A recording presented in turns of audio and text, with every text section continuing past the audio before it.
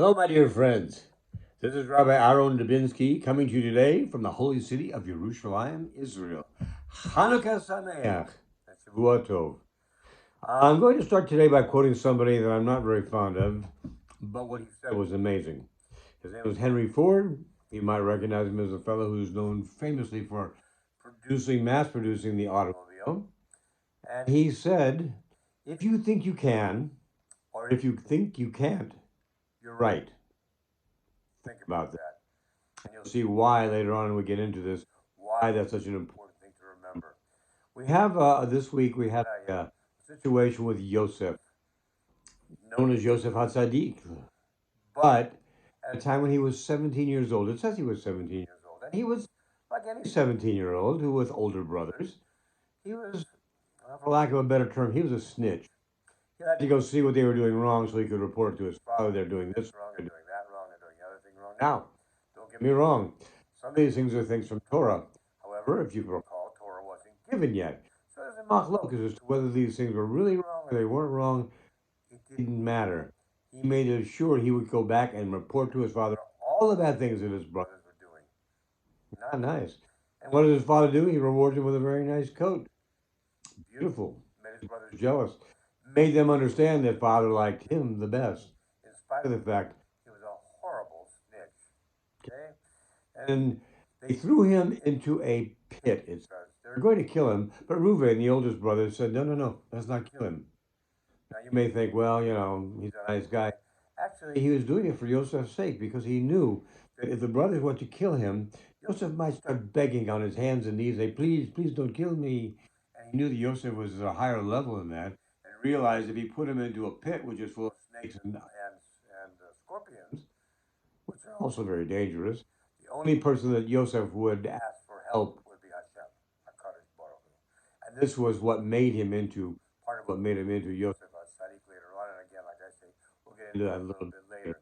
But he goes to Egypt, and he gets put in a house, and he's given control of the whole house. And what happens? Well, the master's wife decides she wants to have a little bit of Yosef, and he doesn't want to have anything to do with it. But even at this point, he wasn't Yosef HaTzaddik because at this point he was still considering, maybe I should, maybe I shouldn't. Who's going to know? But if I don't, but anyway, doesn't matter because he saw his father's face, is what we're told in Gemara. And when he saw his father's face, every thought of doing anything wrong with this married woman went right out of his mind. So, despite him being a good guy, despite him not doing anything, the master throws him into jail. He goes to jail, and he's there for 10 years, at which point two of the Pharaoh's servants, the cupbearer and the baker, have dreams. And they don't know what to do about these dreams. So the cupbearer tells Yosef about the dreams. I was walking along and I saw these three tendrils of grapes coming down, and I took the grapes and I squeezed them into wine. I made it for Pharaoh, and I put them in the cup and I gave it to Pharaoh. And Yosef said, your dream is very clear to me. Your dream says that you are going to be released in 3 days and be put back into your current position. Now, this is pretty good. See, remember, Yosef was a dreamer earlier on. Unfortunately, his dreams earlier on were back to Yosef, who was snitching on his brothers, and these dreams were what dreams he interpreted as having all of his brothers and parents bowing down to him. Very, very egotistical. But now he's moved on, so he's moved on to somebody else's dreams. So the baker said, that's great. Can you interpret my dream? And Joseph said, sure, I'll be glad to interpret your dream. So he says, well, I was walking along and I had three baskets on my head of all the favorite pastries that Pharaoh loves. And birds were coming and they kept pecking away at the pastries. And Joseph says, unfortunately, your news is not so good. Pharaoh is going to release you in 3 days for his birthday, and unfortunately, you are going to be hung, and you're going to be set up there, and the birds will come in and peck at you, what's left of your body after that. So, this is done. So, just as Joseph predicted, the cupbearer is freed, and as he's leaving, Joseph makes a cardinal mistake. He did exactly what Reuven tried to prevent him from doing. He said to the guy, please remember me to Pharaoh to get me out of here. Why is this wrong? Because it's Yosef HaTzaddik we're talking about here. It's not just some guy on the street. And even if it was just some guy on the street, who do we ask for help? Who's responsible for everything? Who has the fact that everything has a meaning? And that meaning is always for our ultimate best. Who is it? Oh, yes, HaKadosh Baruch Hu. He's the one. He says, I have a meaning for everything. So did Yosef say, HaKadosh Baruch Hu, get me out of here? No. He kept a good demeanor while he was in prison. He was put in charge of a lot of things. But at the end of the day, he gave his fate into the hands of a human being, a man, a person, not HaKadosh Baruch Hu. And there was a payment for this. He paid for this for 2 years of extra time in jail. Now, let's take a look at these two dreams very quickly, and let's see, what do they teach us? Because everything in Torah teaches us something. Well, the first, what we learn from these dreams is, one, the cupbearer did something. He took the grapes, he squeezed them into wine, he put the wine in the cup, he gave the cup to Pharaoh. What did the baker do? He was carrying the basket. Doesn't say he made any effort to do this. The birds were coming. Did he shoot them away? He didn't say that he made any effort to shoot them away. It just says birds came and pecked at all the pastries on the top. And this is what told Yosef he was going to lose his body and the birds were going to peck at him. Why do I bring these things up again? Because it shows two different things. One, somebody doing something, and one, somebody doing nothing.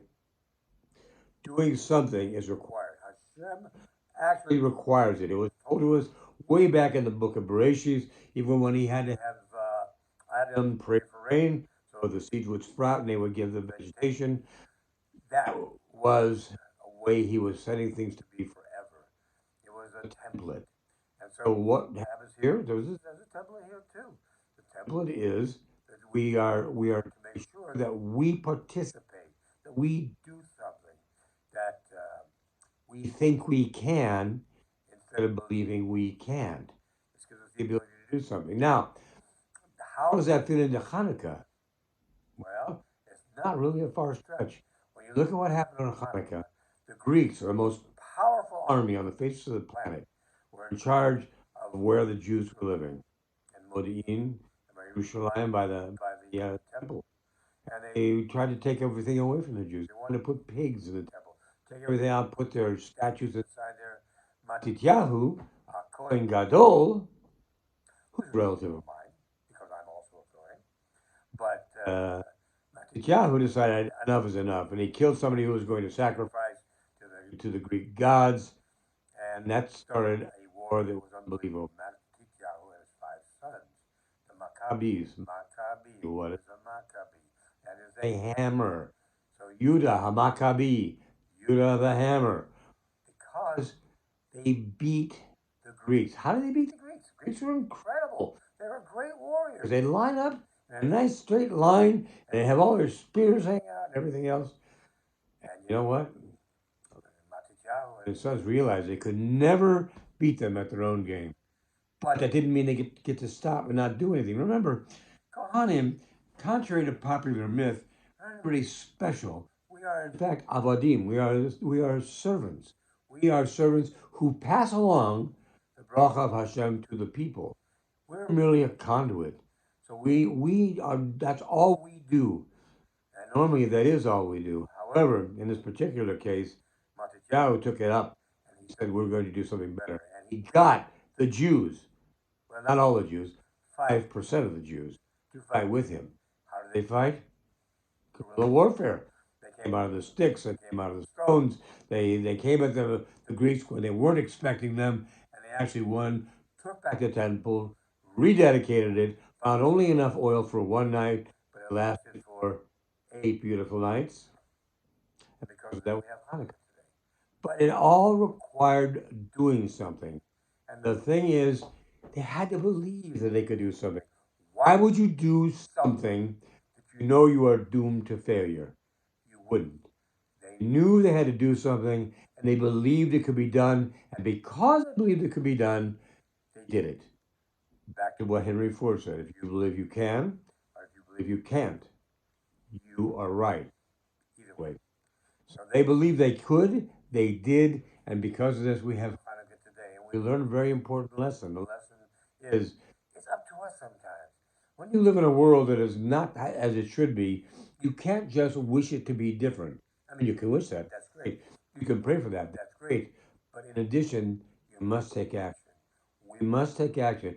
We have to get rid of the bad guys, get rid of the Greeks, and we have to put back in charge the priests, Mattityahu, Yehuda Maccabi and his brothers, and that's how we move forward, and that's how we grow. So, my friends, I wish you all a very, very great Hanukkah. Hanukkah Sameach. You should know nothing but great things this year. Remember, this is a time of Nisim v'Niflot, miracles and wonders. If you want to ask for something, there is no better time than this week, right now. So, my friends, ask for what your heart desires, do the work that it requires, and you will have a year that is unbelievable. Be well, my friends. All the best. God bless.